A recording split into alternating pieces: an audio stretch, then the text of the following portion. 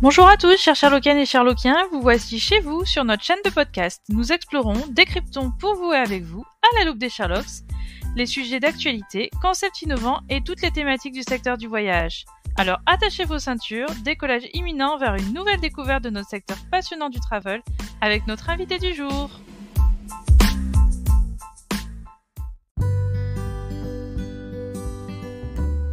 On va parler de ton projet Voyage Sauvage.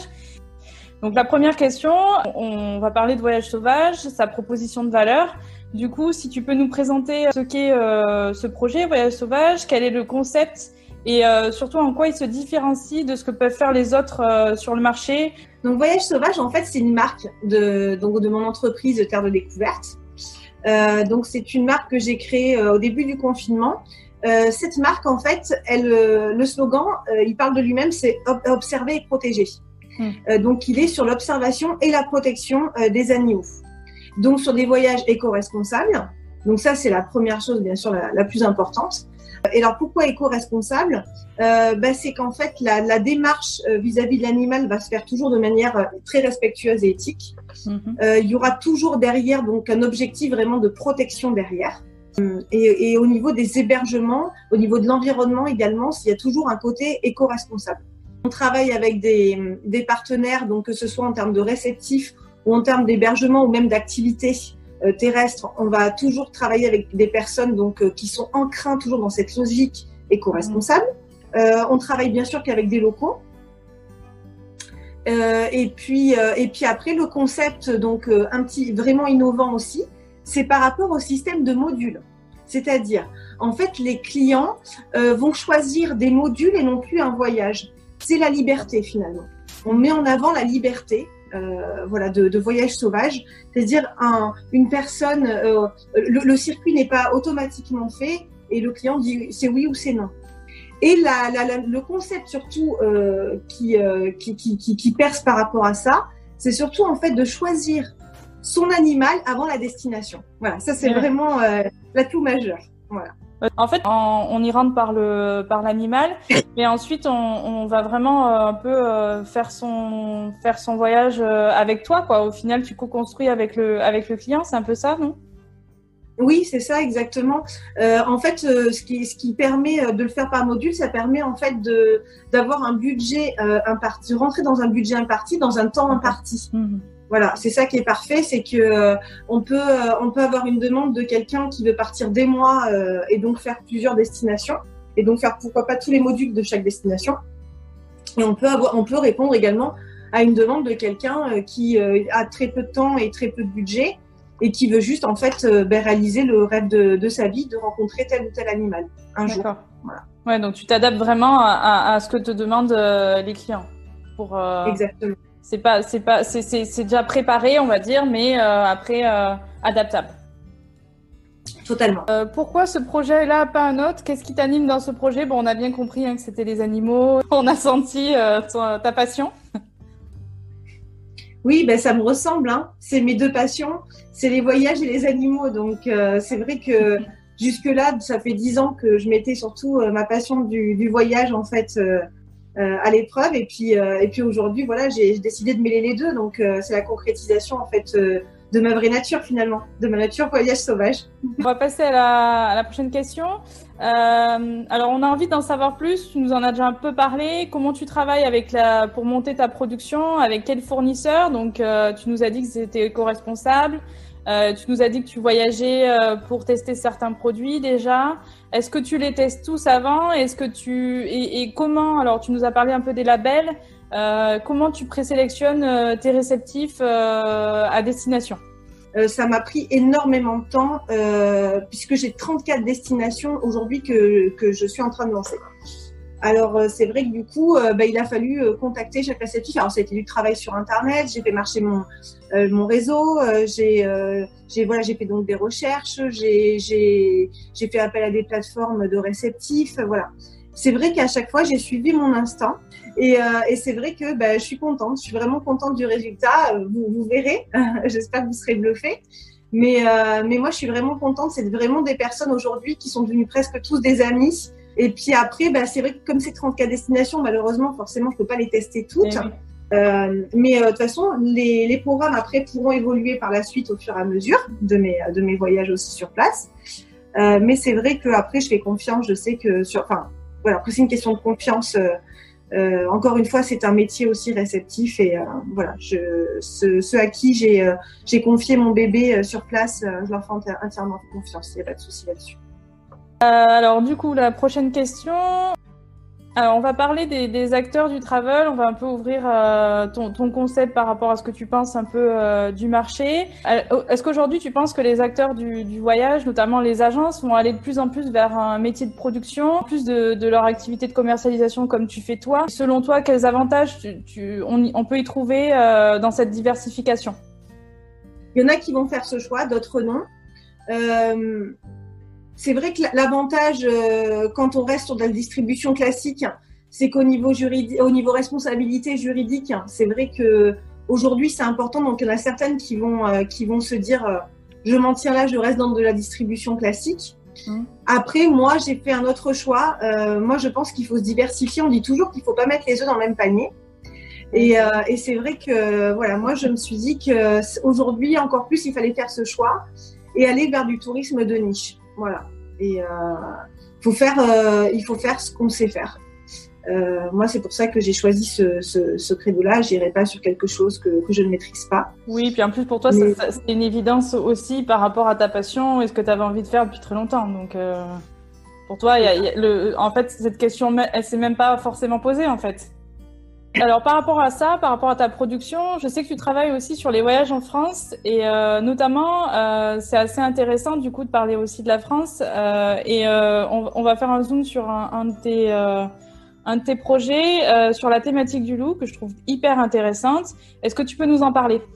Le produit loup, il est un peu spécifique. Il est vraiment spécifique par rapport à ce que je crée ailleurs parce qu'en fait, déjà parce qu'il est en France, le loup. C'est un animal qui est passionnant, qui est intriguant, qui suscite beaucoup d'émotions, que ce soit la haine, l'amour, etc. Voilà. Donc c'est vrai que je trouvais que cette problématique, elle était vraiment très importante. Et ce qui est intéressant, c'est que justement, en fait, on voit par cette problématique du loup en France qu'en fait, c'est toujours la même problématique qu'on va retrouver partout dans le monde. Je trouvais ça très intéressant du coup de le développer chez nous. Voilà. Alors, autant dans les autres pays, on est plutôt sur des choses quand même assez libres. C'est des modules où, en général, on est en auto-tour ou sur des circuits privés, etc. En France, sur le loup, en tout cas, c'était totalement impossible à faire. Il fallait faire les choses différemment. Pourquoi ? Parce que déjà, le loup, c'est pas un produit où on est vraiment dans l'observation. On est même... Alors certes, on est un peu dans la protection, mais en fait, on est surtout dans la connaissance du loup. Le loup en France, autant dire que pour le voir, on a autant de chances de gagner au loto. Donc, c'est pour ça que du coup, c'était vraiment passionnant de créer un produit où finalement, en fait, on est sur ses traces, mais sans jamais le voir. Voilà. Et ça, je trouve ça extraordinaire. Alors, par exemple, le produit, il va passer par la rencontre avec des hommes extraordinaires qui se battent chaque jour pour la protection du loup dans le Mercantour, par exemple. On va avoir un réalisateur de films, on va avoir un éthologue, on va ensuite partir sur la rencontre avec des bergers, mais des gens bien sûr assez ouverts d'esprit, etc. On est vraiment dans le partage. On va essayer de comprendre du coup leurs problématiques au quotidien.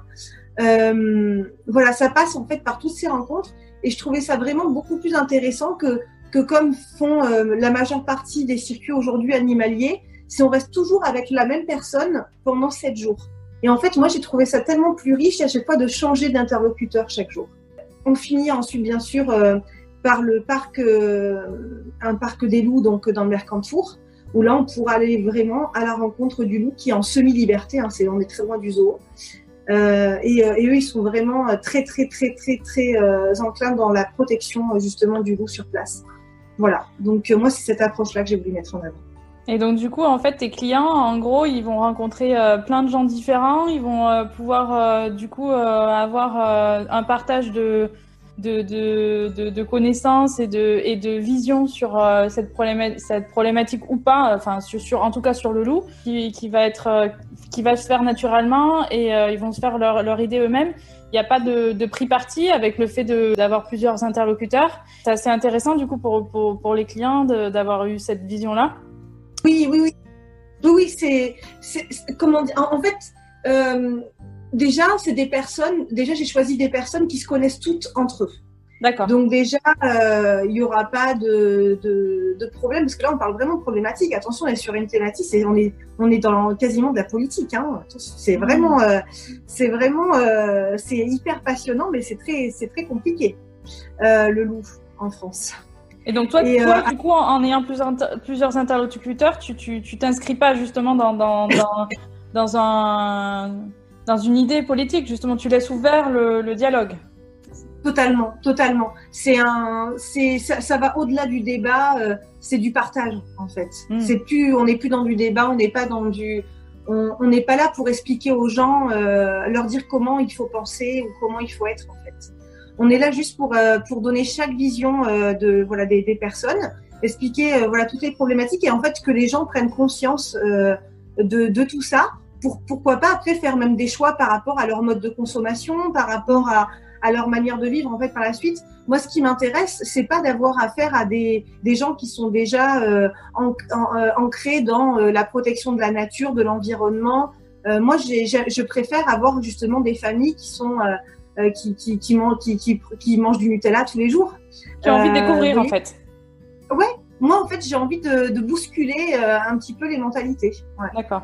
Est-ce que du coup à l'étranger il y a aussi ce côté-là où en fait on part pas avec une idée reçue, on est vraiment dans une idée de découvrir l'animal, l'endroit et les problématiques qu'ils peuvent avoir autour de l'animal et de la destination sans a priori et cette liberté-là justement du voyage qui avec cette thématique de découvrir et vraiment de se faire sa propre idée en tant que voyageur. Oui, tout à fait. À aucun moment, en fait, on est là pour juger, déjà. On n'est pas là pour juger. On n'est pas là pour dire, en fait, qu'il faut penser de telle ou telle manière. On est là pour observer un animal, le rencontrer. Et c'est vrai, alors, dans le cadre des autres animaux, à part le loup, c'est vrai qu'on est plus dans vraiment quelque chose de beaucoup dans la protection. Donc, c'est vrai que le loup, voilà, l'approche est différente. Sur, en tout cas, l'étranger, forcément, on part pas voir les orang-outans à Bornéo. Je disais tout à l'heure, voilà, pour le Nutella, même si on ne le dit, même si à aucun moment il y a le guide local qui va dire, voilà, c'est pas bien de manger du Nutella, à aucun moment. Mais forcément, en fait, automatiquement, quand tu vois cet animal-là et quand il se passe, parce que l'animal, il crée quelque chose chez soi, il va au fond de ton cœur, en fait. Il va percer le fond de ton âme. Et en fait, forcément, du coup, cette rencontre, elle fait qu'il y a quelque chose de magique qui en ressort et il y a forcément un chamboulement au niveau des mentalités après qui se crée. Et automatiquement, en fait, ça va devenir naturel. Et c'est ça qui m'intéresse. C'est de créer ça et qu'en fait, on soit tellement changé au retour qu'on change, en effet, voilà, je le disais, donc sa manière de voir les choses, sa manière de consommer, etc. Mais tout ça doit se faire naturellement, sans qu'à aucun moment il y ait un jugement ou il y ait une critique ou quoi que ce soit. Ouais, c'est vraiment le voyageur qui découvre et qui se pose des questions et qui vraiment se remet dans l'écosystème, dans la nature, se replace aussi dans la nature et se pose des questions en fait sur lui-même et sur sa manière de voir le monde aussi. Donc ça apporte une super belle ouverture via l'animal. Moi, je pars du principe que c'est pas, par exemple, c'est pas en disant aux gens oui, c'est pas bien d'aller au zoo que ça va aller mieux. Déjà, bon, c'est vrai, les parcs animaliers ont quand même une fonction. Bon, après, voilà, on va pas se mentir, c'est que je suis pas fan, hein, c'est sûr. Hein, je passe pas mes dimanches dans les parcs animaliers, c'est sûr. Après, ils sont tous totalement différents. Il y en a quand même vraiment des parcs vraiment extraordinaires qui font des choses vraiment de manière très très éthique et qui œuvrent beaucoup à la conservation. Mais c'est certain que quand on a l'habitude de voir l'animal dans son milieu sauvage, il y a un goût fade quand on le voit derrière des barreaux. Il y a un goût très fade. Donc, en fait, c'est ça que je veux montrer au monde, en fait. Je veux montrer, c'est pour ça que c'est important aussi que ça soit à la portée de tout le monde. pour que les gens se disent ah mais c'était tellement extraordinaire ce que j'ai vécu là, j'ai pas envie du coup de le voir à tel ou tel endroit. Ouais, et du coup j'ai envie de voyager, de le voir dans son élément naturel en fait.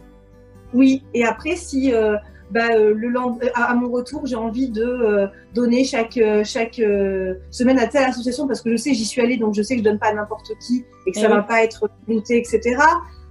En fait, c'est concrètement là on change les choses en fait, mais de manière concrète quoi. Et oui, parce qu'en plus ça bouge un peu aussi les mentalités. Du coup, les gens par eux-mêmes vont se dire tiens, j'ai envie de participer à cette conservation et au bien-être des animaux dans d'autres pays ou même en France et j'ai envie de faire quelque chose et de m'engager. Donc il y a le côté aussi je vais en voyage et aussi derrière je vais m'engager dans quelque chose parce que j'ai découvert quelque chose qui m'a touché moi et qui a touché mes valeurs en fait. Totalement. Alors, par exemple, moi, il y a quelque chose qui m'a vraiment marqué, c'est qu'au début que j'ai lancé mon site, j'ai lancé un sondage, pour voir un petit peu quels animaux j'allais pouvoir développer. Et en fait, ce qui est fou, c'est que même les personnes qui ne sont pas qui ne sont pas forcément dans l'amour des animaux, voilà, dans leur quotidien, etc. En fait, j'ai remarqué que 95% des gens avaient quand même dans leur tête un animal qu'ils souhaitaient rencontrer. Ça peut être par exemple la majeure partie, ça peut être des dauphins, ça peut être les baleines, ça peut être voilà. Alors, le plus en effet, c'est les félins et la vie marine. Alors rien qu'avec ces deux catégories d'animaux, c'est qu'on touche déjà énormément de personnes. Mais après, voilà, il y en a tellement d'autres, les primates, voilà, les canidés, etc., etc. En fait, il y a vraiment un voyage il y a vraiment une solution de voyage en fait pour pour chacun en fonction des affinités du voyageur. Donc vraiment, là, au final, avec ta manière de rentrer dans le voyage via différents animaux, au final, de toute façon, tu réponds à forcément 80% au minimum des voyageurs qui ont envie de voyager, de rencontrer un animal ou même qui n'ont pas au début, qui connaissent pas le concept et qui se disent ah ouais c'est chouette et ils vont forcément trouver un voyage qui leur correspond quoi. Ben, complètement. Moi c'est ce qui m'intéresse, c'est que j'ai vu en agence. C'est vrai que quand les gens viennent et qui me disent voilà je sais pas tiens je voudrais aller en République dominicaine par exemple et en fait quand on allait au fond des choses on se rendait compte que en fait c'était pour nager avec les dauphins, sauf que pour nager avec les dauphins il faut surtout pas le faire en République dominicaine quand on connaît comme moi voilà malheureusement toutes les dérives du tourisme animalier et en fait donc moi je leur ai dit je les ai plutôt je suis plutôt partie sur 2 destinations. J'ai dit si c'est une rencontre animalière que vous souhaitez par rapport à tel animal, il vaut mieux partir. Et c'est pour ça que le choix, il a été du concept de choisir, encore une fois, donc l'animal avant la destination. Pour ça. Parce qu'en fait, souvent, on a une idée, en fait, par rapport à un animal ou par rapport à un pays. Et en fait, quand on a affaire à des experts, on se rend compte qu'en fait, ça ne correspond pas finalement à l'idée qu'on se faisait. Et ouais, donc toi, là, c'est vraiment ton job d'agent de voyage et c'est vraiment là, à nos auditeurs, c'est ça qu'il faut aussi, ça dont il faut parler, c'est que toi, du coup, c'est vraiment toi qui vas apporter l'expertise en disant pour voir cet animal, il faut aller à tel endroit. Et il y a qu'un agent de voyage qui est vraiment expert de son domaine qui peut répondre à ce type de questions. Totalement. Et soi-même, on peut aller sur Internet pendant un moment, on va peut-être trouver, mais ce sera jamais aussi parfait que quelqu'un qui connaît les animaux, qui est passionné comme tu l'es et qui connaît aussi les destinations. Oui, parce que en fait, le problème, c'est que même quand ça existe, le problème, c'est qu'il faut voir si c'est fait de manière éthique. C'est bien beau de vouloir voir un animal, de pouvoir nager avec, etc. Mais il y a un arrière-goût amer si derrière, en fait, on sait à un moment qu'on a contribué à sa non-protection. Eh oui, bien sûr. Finalement. Donc, en fait, tout ça, ça demande du travail énorme derrière, un travail de fond. Et ça, c'est pas en étant à des milliers de kilomètres qu'on peut le savoir. C'est que nos représentants sur place, ma connaissance par rapport au fait d'être allé dans telle ou telle destination, etc. Eh oui. C'est pour ça que pour moi, c'est important de le faire. On va aborder le marché aussi. D'autres questions un peu plus par rapport à ton projet par rapport au reste de l'écosystème. Alors, on va te poser la question sur le marché France. Qu'est-ce que tu penses du marché France? On parle beaucoup en ce moment du staycation. Alors, pour nos auditeurs, c'est le fait de rester stay pour rester et vacation pour vacances en anglais. C'est le fait de voyager près de chez soi. Avec la crise sanitaire du Covid-19, on parle aussi beaucoup de réassurance voyage. Et donc, du coup, beaucoup de gens restent en France.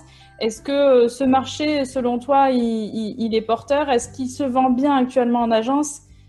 Chez toi en tout cas, et après du coup une autre question, qu'est-ce qu'il faut pour que ce marché selon toi il puisse bien fonctionner? Quel est l'avenir au niveau du marché France en agence? Alors en agence, le marché France il est très compliqué.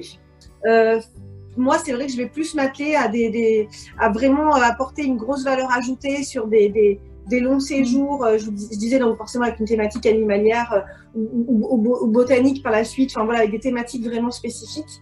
Mais c'est vrai que du séjour simple, etc., j'en suis ravie quand j'en vends. Mais pour moi, ça reste vraiment tellement peu que ça a trop de mal à démarrer, donc je mise pas tout là-dessus. Non. Pour moi, il faut vraiment, tu disais tout à l'heure, Mélanie, tu me demandais comment justement développer en fait cette partie. Je pense qu'il faut faire vraiment le choix, moi je pense, dans le tourisme de niche. Donc moi, dans mon cas, bien sûr, c'est animalier, voilà. Dans le tourisme de niche parce que il faut vraiment qu'on apporte, une valeur ajoutée par rapport à des rencontres. Aujourd'hui, c'est ce que je pense. Expérience, rencontre, c'est des mots qui résonnent chez les gens. Si on dit juste, passez par nous parce que on revend nous aussi des hôtels. J'ai essayé, moi perso, chez moi ça ne marche pas. Puis ta valeur ajoutée en tant qu'agent, elle est beaucoup moins importante parce que dans ce que tu proposes. En effet, en plus le voyageur il revient avec des questionnements sur lui, il a appris des choses, il y a tout un tas de choses qui font que son expérience elle est complètement différente de juste réserver un hôtel et puis aller faire sa visite soi-même et pas forcément rencontrer des gens.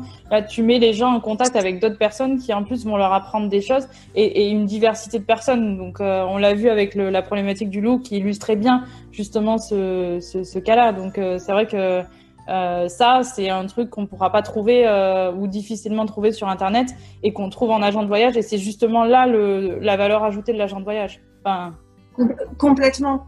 Je pense qu'il vaut mieux vraiment rajouter un maximum d'expérience et de valeur ajoutée. Et en effet, c'est des choses qu'on ne trouvera jamais sur Internet. Moi, j'ai créé une relation vraiment de proximité, de confiance avec ces personnes de la montagne qui sont des personnes qui ne s'ouvrent pas facilement.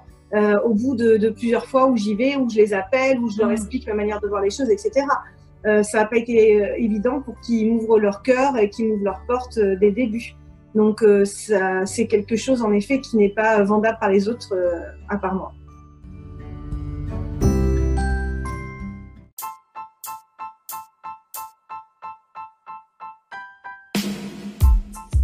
Chers Sherlockiennes et Sherlockiens, merci de nous avoir écoutés. Vous avez aimé cet épisode? Cela vous a été utile? Alors aidez-nous à diffuser ce podcast autour de vous. Comment? Tout simplement en vous abonnant, en partageant notre podcast sur les réseaux sociaux, ou encore en nous laissant un avis 5 étoiles sur votre plateforme d'écoute préférée. Retrouvez-nous également sur notre site www.lessherlocksduvoyage.fr ainsi que sur nos pages LinkedIn, Facebook, Instagram et Twitter. D'ici là, on vous dit à très vite pour un nouvel épisode à la loupe des Sherlocks pour découvrir un nouvel invité passionné et passionnant du secteur du voyage. Sherlocksment vôtre!